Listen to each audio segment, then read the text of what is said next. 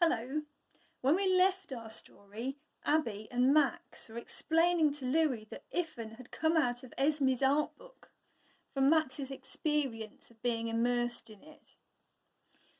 There were 3 big cats hunting them, 2 running alongside, one behind. I saw them just for a moment outlined in the dust. Big cats, lion-sized, like Iffen. Like Iffen, repeated Louis in a suddenly husky voice. Yes, big like him, powerful, not spotted, but big cats like him. Were you scared? There wasn't time to be scared. You've seen Esme's art book dozens of times, said Abby. That's where he's come from, I'm sure, and he's got so big. You've got to let him go back, Louis. Outside and alone, Louis had been terrified at the thought of Iffen in the dark. Inside, his fear had faded. I love him big, he said obstinately, not ceasing to rock. When he gets bigger, I love him bigger. He's wild, said Max. He's meant to be wild. This is his world, look. He began turning the pages of Esme's portfolio in the dimly lit pale room.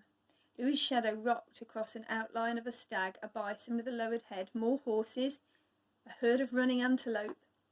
That's where he belongs, said Max. Abby's right. You know she is. You have to let him go. We've only got Esme's book for a little while. I've got to take it back.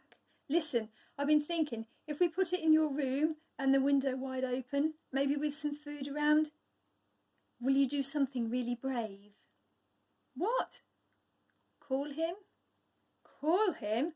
Louis's voice went very high and not at all brave, and his rocking became suddenly frantic. Call him on my own?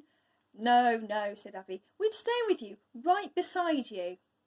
And as soon as we hear him coming, we'll get outside and block the door, said Max. Wed it. We'll have things ready. There's that blanket chest.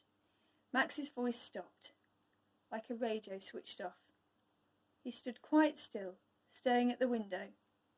Nothing about him moved except the pupils of his eyes. They dilated into wideness. What? Asked Abby, puzzled.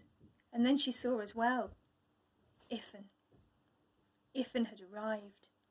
Iffen's wild, watching face was staring in at the window, exactly where Max had first seen Esme, but 10 times larger, filling the whole space.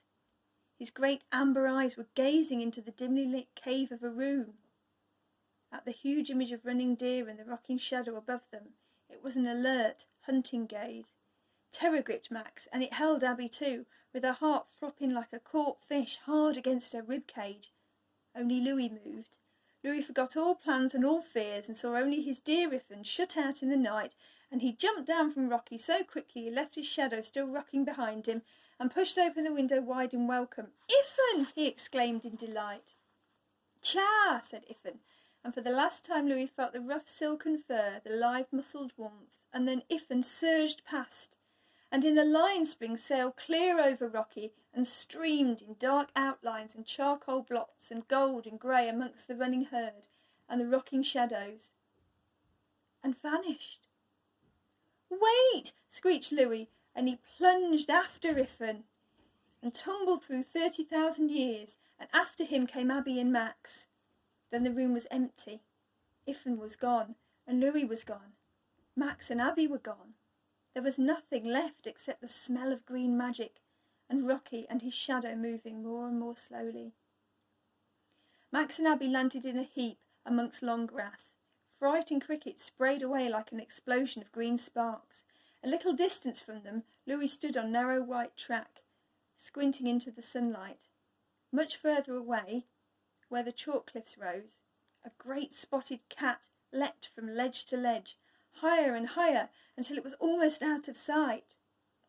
Suddenly Louis began running, heading across the valley. Louis! Shouted Abby. Her voice was thin and empty, like a voice in a dream, but Louis must have heard, because he hesitated long enough to give Max time to sprint and grab him. It seemed to Abby, then, that Louis's shrieks of protest woke the whole sun-flooded landscape. There were movements just out of sight, and there was the feel of watching eyes. Most of all, there was the knowledge of being in a place they should not be. And Abby realised, as she ran to join the boys, They'd left behind an empty house. There was no one at home to call them back.